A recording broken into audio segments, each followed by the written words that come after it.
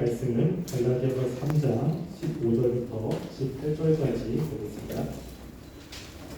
갈라디아서 3장 15절부터 18절까지입니다. 한 절씩 교독하겠습니다. 형제들아, 내가 사람의 예대로 말하노니 사람의 언약이라도 정한 후에는 아무도 패하거나 더하거나 하지 못하느니라.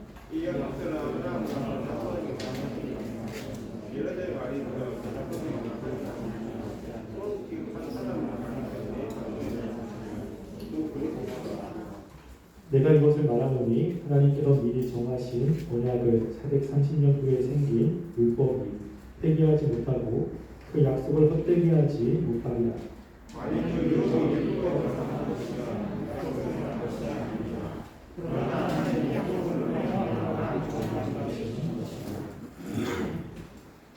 사도 바울은 하나님의 자녀가 되는 것은 믿음으로 되는 것이라고 계속해서 이야기를 하고 있습니다. 사도 바울이 이렇게 믿음으로 그렇게 된다라고 하는 것은 하나님이 아브라함에게 하셨던 약속에 근거하고 있다고 이야기를 하고 있는 것입니다. 유대인들이 성경을 해석할 때 굉장히 중요하게 여겼던 것이 전통이라고 이야기를 했죠.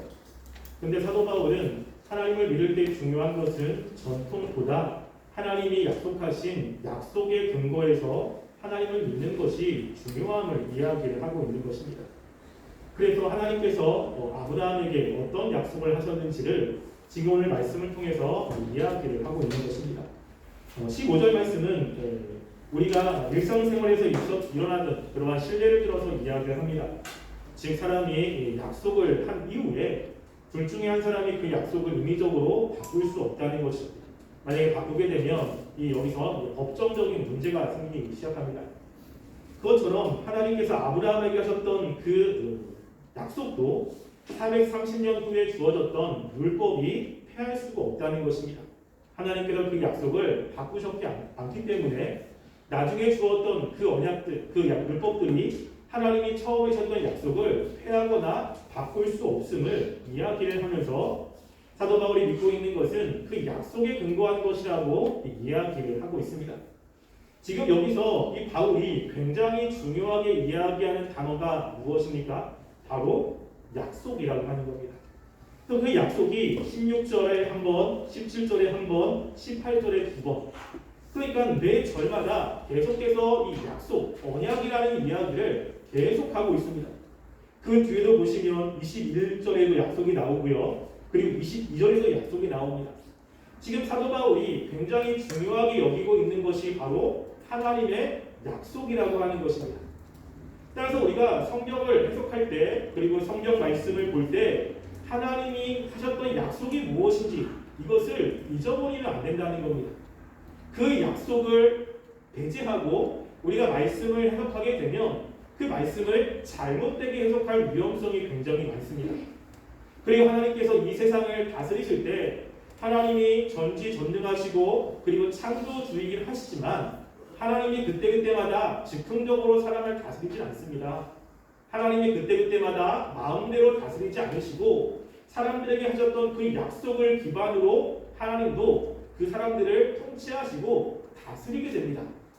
그렇기 때문에 우리가 성경에 나와 있는 이 하나님의 약속을 아는 것은 굉장히 중요하고 우리가 그 약속을 기반으로 하나님의 말씀을 해석하는 것은 너무너무나 중요한 것입니다.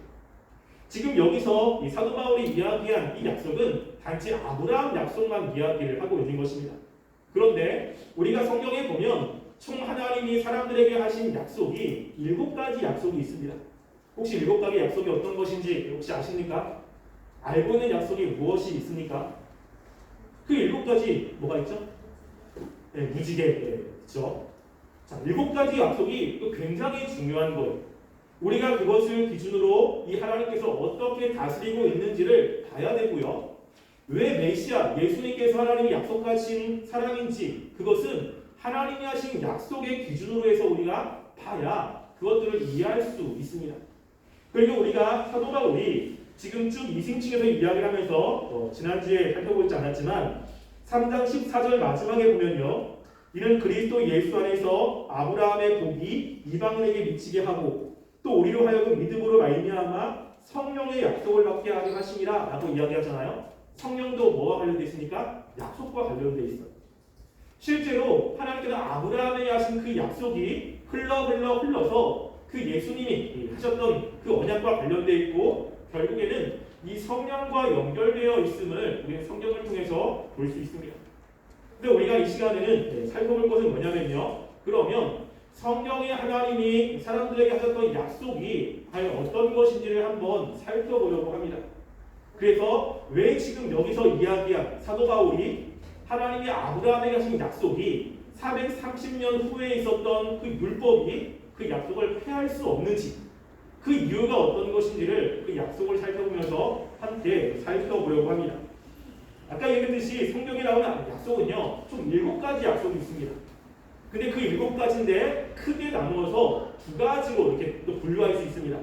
하나는 행위 약속, 행위 언약이고요. 또 하나는 은혜 언약이라고 하는 겁니다. 7가지 중에 행위 언약은 하나밖에 없습니다. 그 나머지 전부 다는 은혜 언약입니다. 행위 언약이라고 하는 것에 굉장히 중요한 건 뭐냐면요. 하나님이 인간의 행위에 따라서 그 다음에 이제 어떻게 할지를 결정한다라고 하는 거예요. 은혜 언약이라는 것은 뭐냐면 사람이 행동에 어떤 제약을 받지 않습니다. 사람이 어떻게 살던 상관이 없이 하나님께서 은혜로 하나님의 주권적으로 인도해 가신다라고 하는 뜻입니다. 그래서 성경에 나와 있는 행위 언약은 딱 하나입니다. 우리가 알고 있듯이 창세기 2장 16절과 17절입니다. 이 말씀을 한번 볼까요? 이것을 창조 언약이라고 이야기를 합니다. 창세기 2장 16절과 17절 말씀 보시면 하나님이 아담에게 이야기를 한 말씀이죠. 우리 함께 읽어볼까요? 창세기 2장 16절과 17절 읽어보겠습니다. 시작. 여호와 하나님이 그 사람에게 명하여 이르시되 동산 각종 나무의 열매는 내가 비비로 먹되 선악을 알게 하는 나무의 열매는 먹지 말라. 내가 먹는 날에는 반드시 죽으리라 하십니다. 아멘. 이것은 하나님이 아담에게 하신 약속입니다. 하나님이 선악을 알게 하는 나무의 열매를 만들어 놓고 이것을 먹으면 죽는다라고 이야기를 한 거죠. 이거는 철저하게 그 아담의 행위에 근거해서 하나님이 처리하시겠다라고 하는 겁니다. 이 언약의 증표는 무엇이냐면 당연히 선악을 알게 하는 나무의 열매입니다. 아담은 선악을 알게 하는 나무의 열매를 볼 때마다 무슨 생각을 하게 되냐면 하나님의 약속을 생각할 수밖에 없습니다. 아, 저걸 먹으면 우리는 죽는구나. 저걸 먹으면 반드시 죽는다고 하셨다. 라고 하는 약속이 생각날 수밖에 없습니다. 약속의 증표인 거죠. 그런데 이 아담과 하와가 하나님이 말씀하신 이 말씀을 어겼습니다. 그래서 이 아담과 하와는 죽을 수밖에 없는 거예요. 이제는 아담부터 시작해서 그 후손은 하나님의 심판을 받을 수밖에 없는 존재가 된 것입니다. 근데 거기에서 이제 하나님께서 특별하게 이제 은혜를 베풀어 주시는 거예요. 인간의 어떤 행위를 근거해서 하는 것이 아니라 전적인 하나님의 은혜로 이제 죽을 수밖에 없는 인간들을 하나님께서 구원하시려고 인간들에게 이제 은혜를 베풀어 주십니다. 그 가장 첫 번째 언약이 뭐냐면 아담 언약이라는 것입니다. 우리가 아담 언약 잘 알고 있죠? 창세기 3장 15절입니다.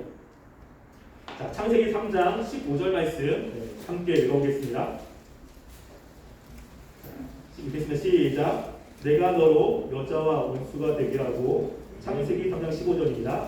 시작. 내가 너로 여자와 원수가 되게 하고 내 손으로 여자의 후손과 원수가 되게 하느니 여자의 후손은 내 머리를 상하게 할 것이요 너는 그의 발꿈치를 상하게 할 것이니라 하시고. 아멘.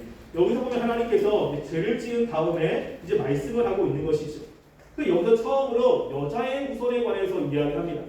우리는 이 여자의 후손이 누구인지를 잘 알고 있죠. 누굽니까? 예수님이죠. 그런데 처음에 이 말씀을 받았을 때 아담은 그렇게 생각하지 않았어요. 뭐냐면 여자로부터 나오는 자녀라고 생각을 한 겁니다. 그래서 그 다음에 나온 그 자녀가 누구죠? 가인이죠. 가인을 통해서 무엇인가 하나님의 약속이 이루어질 거라고 기대를 한 거예요. 근데 번번이 실패합니다. 가인이 그의 아우 아벨을 죽이게 되고 결국에는 하나님이 원하시지 않는 모습으로 바뀌게 되는 거죠. 굉장한 실망감에 빠지게 됩니다. 지금 이 말씀은 하나님께서 사람들에게 무엇인가를 요구하는 말씀이 아닙니다. 하나님이 하시겠다는 것이죠. 그래서 인간을 죄악으로 빠뜨렸던 그 악의 세력인 사단을 하나님이 완전히 멸망시키겠다라고 하는 약속을 한 겁니다. 누가? 하나님이 전적으로 하나님의 능력으로 하시겠다라고 하는 것이죠. 그래서 이렇게 하나님의 약속의 증표를 또 주십니다. 이때 하나님이 그 하셨던 약속의 증표가 무엇입니까? 21절에 보면 여호와 하나님이 아담과 그의 아내를 위하여 가죽옷을 지어 입으신 거예요. 원래는 아담과 하와는 죽어야 됩니다. 왜냐하면 하나님이 하셨던 약속을 어겼기 때문에. 근데 하나님이 아담과 하와를 멸망시키지 않고 은혜를 베풀어 주시는 거예요. 아담과 하와는 두려웠을 겁니다. 아, 내가 이제 죽었구나. 하나님 말씀한 대로 멸망할 수밖에 없다.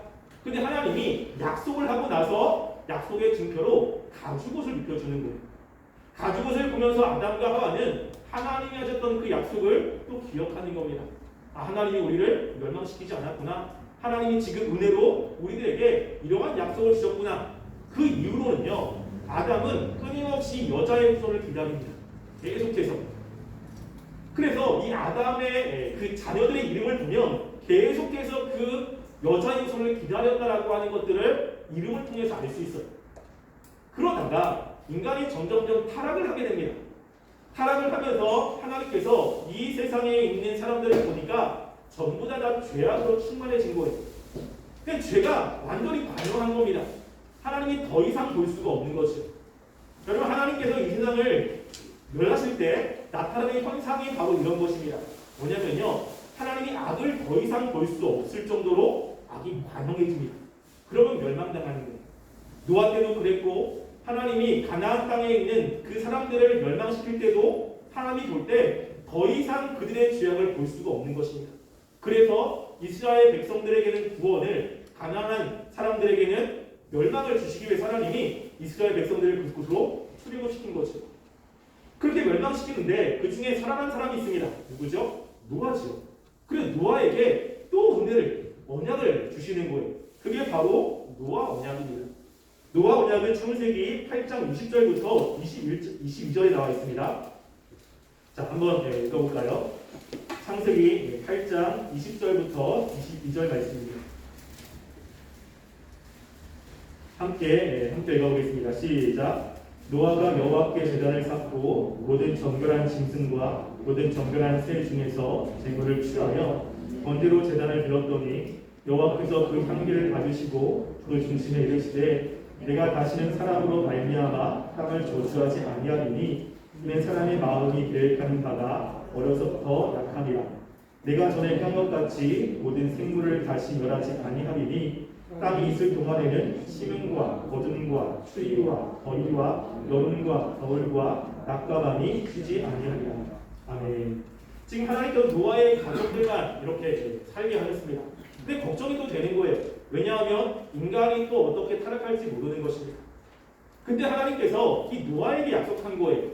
무엇이냐면 내가 다시는 이렇게 물로 심판하지 않으리라. 그래서 앞으로 이 세상에 지금 여기서 이야기한 것이 심음과 거듭, 추위와 더위, 여름과 겨울, 낮과 밤, 그러니까 이 세상의 자연적인 이런 질서를 하나님이 그대로 주시겠다는 거예요.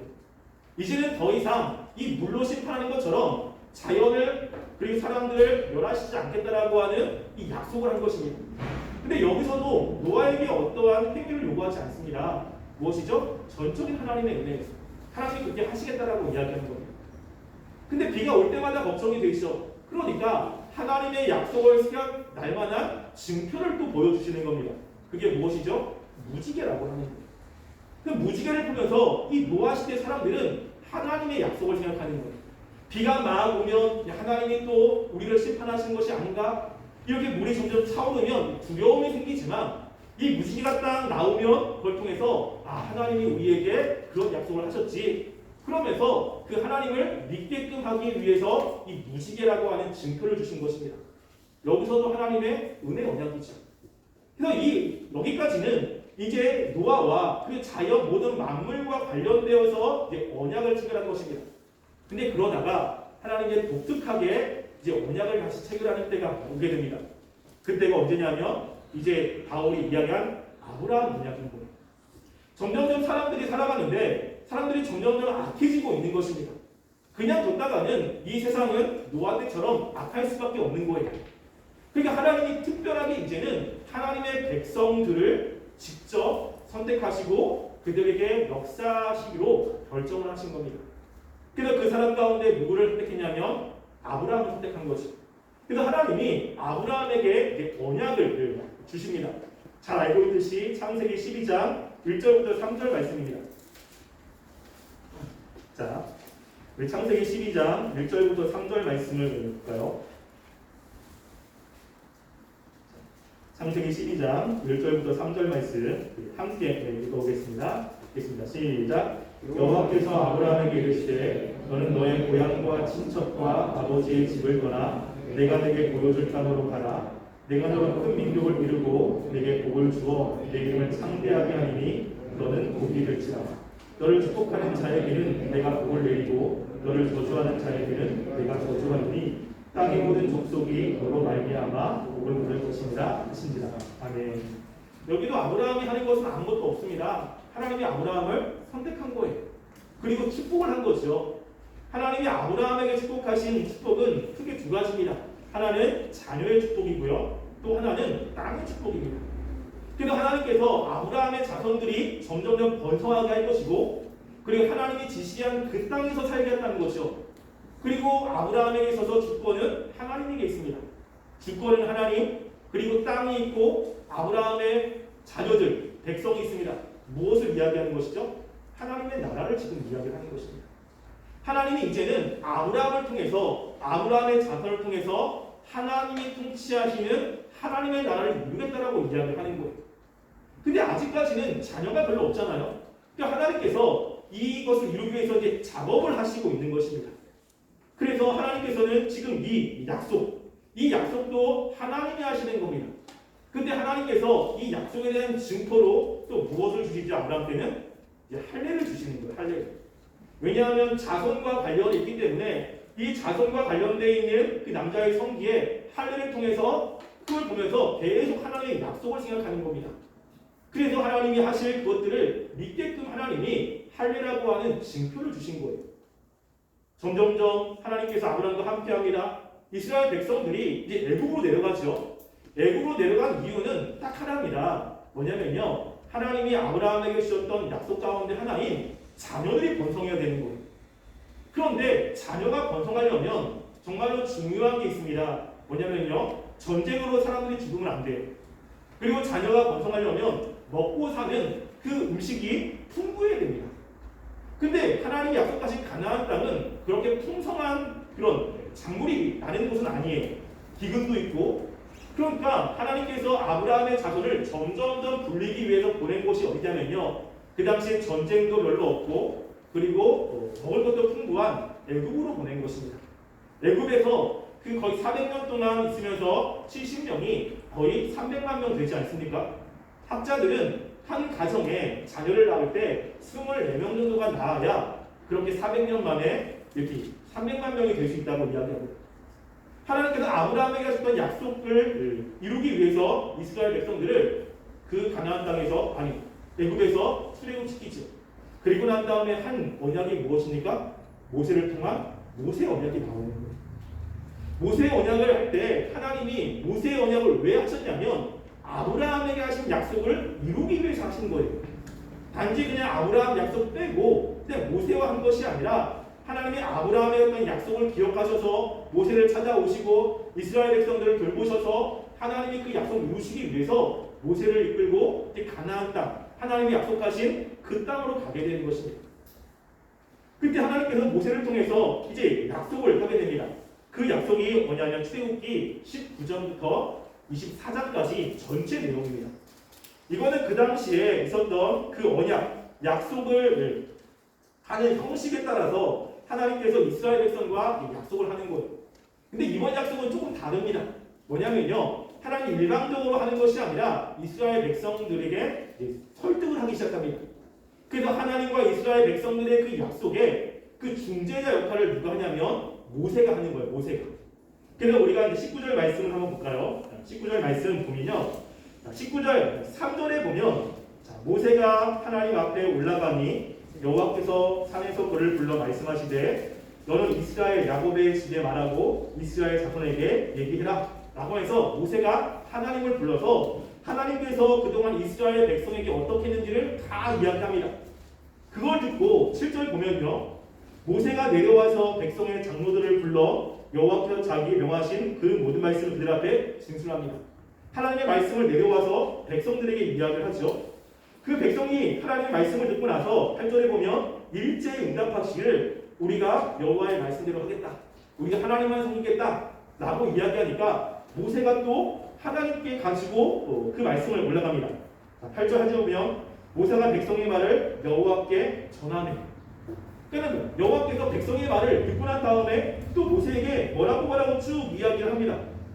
그러니까 하나님께서 14절에 보면 그 쭉 얘기하면서 14절에 보면 또 이야기하죠. 모세가 산에서 내려와 백성에게 이르러 백성을 성결하게 하니 라고 이야기합니다. 하나님의 말씀을 또 모세가 백성에게 또 쭉 이야기를 해요. 그러니까 백성이 그 얘기를 듣고서 또 뭐라 합니다. 그리고 난 다음에 20절 보시면 20절에 보면요, 여호와께서 시내산 곧 그 산 꼭대기에 강림하시고 모세를 그리로 부르시니 모세가 또 올라갑니다. 하나님께 올라가는 거죠. 그러면 하나님께 올라가서 또 모세가 말을 듣습니다. 그리고 나서 25절에 보면 모세가 백성에게 내려가서 그들에게 알리니라 라고 이야기하죠. 하나님의 말씀을 모세가 백성에게 알립니다. 여기서 모세가 하나님과 이스라엘 백성 사이에서 중재 역할을 계속하는 거예요. 하나님이 그동안 어떻게 하셨는지, 하나님이 하셨던 그 은혜들, 하나님이 뭘 원하시는지, 그걸 듣고 백성들이 우리가 이제는 그렇게 하겠습니다 라고 해가지고 언약이 체결이 되기 시작합니다. 그래서 그 언약 체결의 내용이 20장부터 시작해서 24장까지입니다. 여기서 언약이라는 것을 알 수 있는 것 중에 하나가 뭐냐면요, 24장 8절부터 시작해서 11절까지입니다. 이걸 보면 이스라엘 백성과 하나님이 이제 언약을 했다는 것을 알 수 있는데요. 자, 출애굽기 24장 8절부터 11절까지입니다. 우리 함께 읽어볼까요? 읽겠습니다. 24장 8절부터 11절까지 시작. 모세가 그 피를 가지고 백성에게 뿌리며 이르되 이는 여호와께서 이 모든 말씀에 대하여 너희와 세우신 언약의 피니라. 모세와 아론과 나답과 아비후와 이스라엘 장로 70인이 올라가서 이스라엘 하나님을 보니 그의 발 아래에 천국이 편득하고 하늘같이 투명하더라. 하나님이 이스라엘 자손들의 존귀한 자들에게 손을 대지 아니하셨고 그들은 하나님을 뵙고 먹고 마셨더라. 아멘. 여기 보면 너희와 세우신 언약의 피다. 지금 언약을 세우고 있는 것입니다. 그러니까 지금 이 언약은 그 어디서부터 발단이 돼가지고 지금 체결이 된 것이죠? 아브라함이야, 아브라함. 이때 이제 하나님께서 이스라엘 백성들에게 언약 이후에 어떻게 살지에 대한 여러 가지 계명들을 줍니다. 근데 그 계명을 지켜야 하나님의 백성이 된 것이 아니라 미리 하나님께서는 아브라함에게 약속하신 것 때문에 지금 이스라엘 백성들을 이렇게 대하고 있는 것이죠. 그러니까 이 이후에는 하나님의 백성으로서 어떻게 살지에 관한 이야기를 하고 있는 거예요. 이게. 그래서 그 언약의 징표로 이때 준 것이 무엇이냐면요, 성막이라고 하는 거예요. 성막. 그리고 제사 제도입니다. 그래서 그 제사를 통해서 우리가 하나님과 이런 언약을 체결했지, 우리가 하나님 앞에 이러이러한 것들을 해야지 라는 것을 생각하게 만드는 것이죠. 그리고 난 다음에 이제 이스라엘 백성들이 쭉 살아가게 됩니다. 그리고 난 다음에 언약이 어디에 나올까요? 이 이후에 어떤 언약이 있겠습니까? 중요한 두 개 언약이 남았습니다. 네, 그렇죠. 다윗 언약입니다. 다윗 언약. 이제는 하나님께서 다윗 언약을 주시는 거예요. 그래서 사무엘하 7장 12절부터 17절에 보면 하나님이 이제 다윗에 대해서 이제 언약을 체결합니다. 자, 사무엘하 7장 12절부터 17절 말씀 볼까요?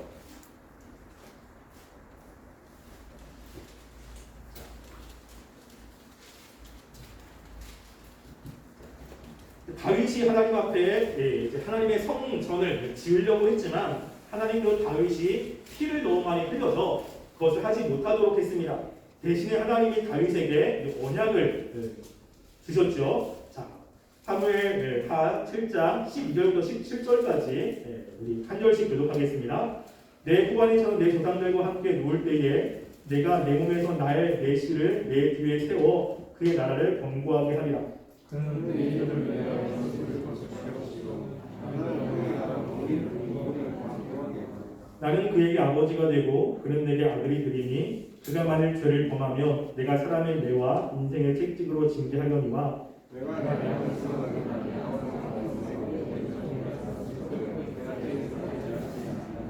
내 집과 내 나라가 내 앞에서 영원히 보존되고 내 왕위가 영원히 경고하리라 하셨다 하라. 하나님이 말씀드리사 그가 모든 계시대로 다윗에게 전하리라. 아멘. 이 이후에 하나님께서 다윗에게 이야기를 하는 거예요. 왜냐하면 하나님의 계획이 무엇이냐면 하나님의 나라를 세우는 거였습니다.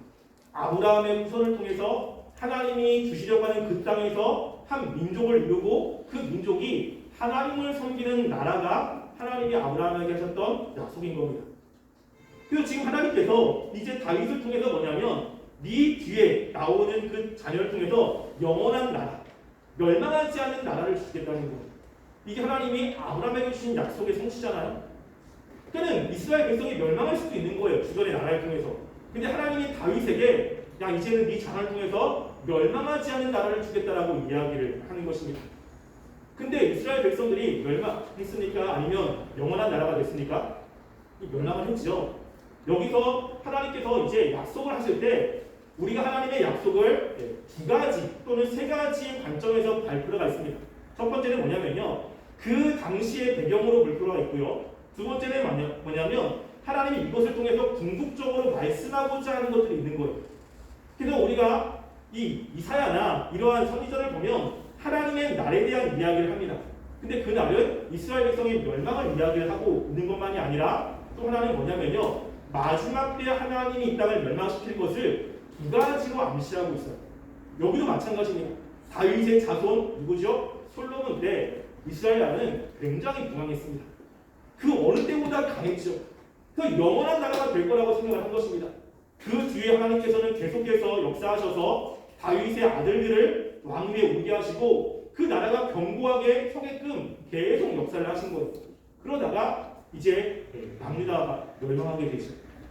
그럼 이스라엘 백성들은 혼란에 빠지는 거예요. 이게 뭐지? 하나님께서 분명히 그렇게 말씀했는데 그 혼란에 빠지다가 이제 하나님의 그 뜻이 무엇인지를 깨닫게 됩니다. 그리고 하나님께서 남유다가 멸망하실 때 또 한 번의 약속을 주십니다. 이게 마지막 새 언약이라고 하는 건데요. 자, 그것이 뭐냐면 예레미야 31장 31절부터 33절입니다. 이게 이 언약이 이제 신약과 연결이 된 겁니다. 자, 예레미야 31장 31절부터 33절입니다.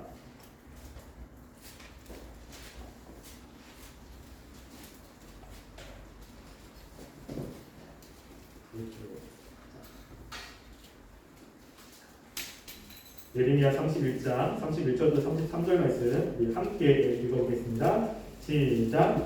여호와의 말씀이니라. 보라 날이 이르리니 내가 이스라엘 집과 유다 집에 새 언약을 맺으리라. 이 언약은 내가 그들의 조상들의 손을 잡고 애굽 땅에서 전도하여 내던 날에 맺은 것과 같지 아니할 것은 내가 그들의 남편이 되었어도 그들은 내 언약을 깨뜨렸습니다. 여호와의 말씀이니라. 그러나 그날 후에 내가 이스라엘 집과 맺을 언약을 이러하니 곧 내가 나의 법을 그들의 속에 두며 그들의 마음에 기록하여 나는 그들의 하나님이 되고 그들은 내 백성이 될 것이라. 여호와의 말씀입니다. 아멘. 여기 보면 이제 예레미야를 통해서 하나님께서 새로운 언약을 맺겠다라고 이야기하는 겁니다. 근데 이 언약은 예전에 모세와 맺었던 언약과는 다르다는 거예요. 그래서 이것은 새로운 언약인데 근데 그 새로운 언약의 내용을 보면요. 모세에게 한 언약과 다르지 않아요. 그 언약의 내용이 33절에 나와 있습니다. 그 중간에 보면 내가 나의 법을 그들 속에 두며 그들의 마음에 기록하여 나는 그들의 하나님이 되고 그들은 내 백성이 될 것입니다. 이거는 모세 언약이잖아요. 하나님께서 이스라엘 백성들에게 계명을 주었고 그리고 이스라엘 백성들은 하나님의 백성이고 하나님은 이스라엘 백성들의 하나님이시지 않습니까? 똑같은 계명을 주는 거예요. 똑같은 언약을. 근데 다른 게 무엇이냐면요. 이제는 그 하나님의 법을 어디에 둔다고요? 마음속에 둔다는 게 다른 겁니다. 그 전에는 그걸 돌판에 주었어요. 그런데 이제는 하나님께서 그 언약을 마음판에 심겨주시겠다는 거죠. 이게 다른 겁니다.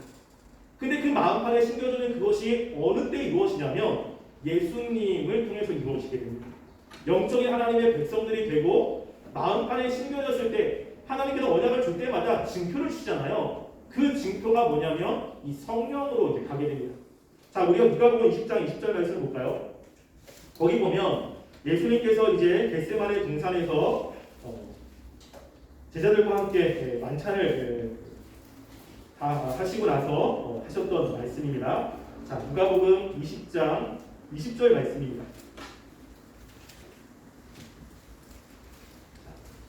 누가복음 20장 20절 말씀 함께 읽어보겠습니다. 시작. 저녁 먹은 후에 누가복음 22장 20절 이거 잘못 되겠나요? 네. 자, 네.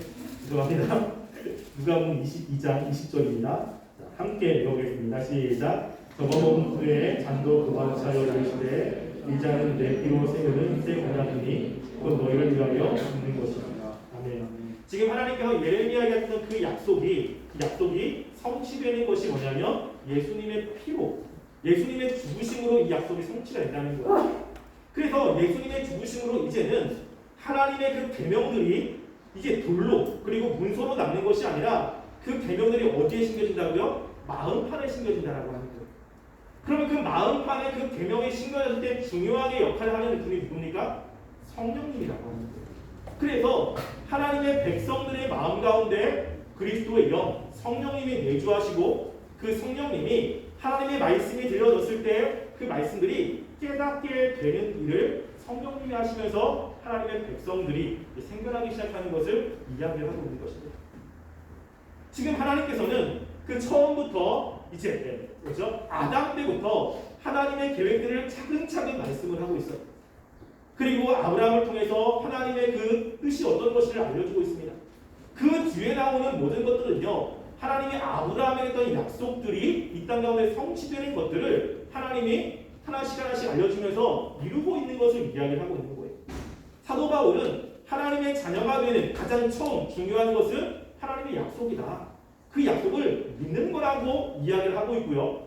유대인들은 뭐라고 이야기하냐면 아니다. 하나님의 자녀가 되는 것은 하나님이 모세에게 주었던 그 율법을 지켜야 자녀가 된다라고 이야기를 하는 겁니다. 근데 우리가 약속을 살펴봤지만 뭐가 더 중요하죠? 아브라함 약속이 중요한 거예요.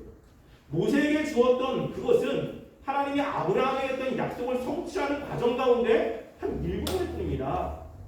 그러니까 이 430년 후에 주었던 율법, 모세의 율법이 아브라함의 그 언약을 뒤집을 수가 없는 거예요. 그것의 성취이기 때문에 그렇죠. 지금 사도 바울은 이렇게 이야기를 하고 있는 것입니다. 궁극적으로 그 하나님의 자녀의 가장 중요한 사람이 누구죠? 예수님이시죠. 그 갈라디아에서 그 얘기를 하는 거예요. 아브라함의 자손이 누구냐? 자손들이 아니라 자손이라고 이야기했는데 그거의 첫 번째 의미는 이삭이지만 실제로 하나님께서 하나님의 자녀들을 삼으실 때 중요하게 생각한 분은 뭐냐면 예수님이시라는 겁니다. 그래서 아브라함에게 했던 그 약속, 그 자녀는 이삭이 아니라 그리스도라고 이야기를 하고 있는 것입니다. 이게 하나님이 가지고 계셨던 약속이라고 하는 것입니다. 우리가 성경을 볼 때 이 하나님의 약속을 잘 알아야 돼요. 그리고 그것의 관점으로 성경을 볼 필요가 있습니다. 왜냐하면 하나님이 세상을 다스리실 때, 통치하실 때 하나님이 하신 약속을 어기면서 통치하지 않습니다. 그 약속을 지키면서 하시는 거예요. 왜냐하면 하나님이 약속을 하셨는데 그 약속을 어긴다는 것은 하나님이 신실하지 못하고 믿을 뿐이 못된다는 것을 의미하기 때문에 그렇습니다. 그렇기 때문에 하나님께서 하셨던 약속은 하나님이 반드시 이루십니다. 지금 바울은 그 하나님의 약속을 붙잡고 그 약속의 근거에서 지금 믿음으로 그렇게 된다는 것을 이야기하고 있는 것입니다. 우리가 하나님을 믿을 때 굉장히 중요한 것이 바로 이 약속인 것입니다. 하나님이 우리에게 어떤 약속을 하셨는지 그 약속을 붙잡고 우리가 하나님을 믿으며 살아가야 됩니다. 그렇지 않고 하나님의 약속이 아닌 다른 것들을 기준으로 살아간다면 우리는 하나님이 원하시는 삶과는 다른 삶을 살 수가 있다는 것입니다. 우리가 성경을 볼 때 하나님을 믿을 때 과연 하나님이 어떤 것을 약속했는지를 깊이 묵상하시며 살았으면 좋겠습니다. 그리고 성경을 해석할 때 하나님이 약속하신 것과 이것이 어떤 연관이 있는지 그것들을 깊이 묵상했으면 좋겠어요. 그래야 우리가 하나님의 말씀을 잘 해석하고 잘 살 수 있기 때문에 그렇습니다. 하나님은 변치 않으십니다. 하나님이 하신 약속도 변치 않으십니다. 우리가 그 약속을 늘 붙잡고 하나님을 의지하며 살아가는 신앙생활을 하는 우리 청년들이 되기를 주님의 이름으로 간절히 소원합니다. 우리 함께 기도하겠습니다. 우리가 신앙생활할 때 정말로 중요한 것은 약속입니다. 하나님은 하나님의 백성들에게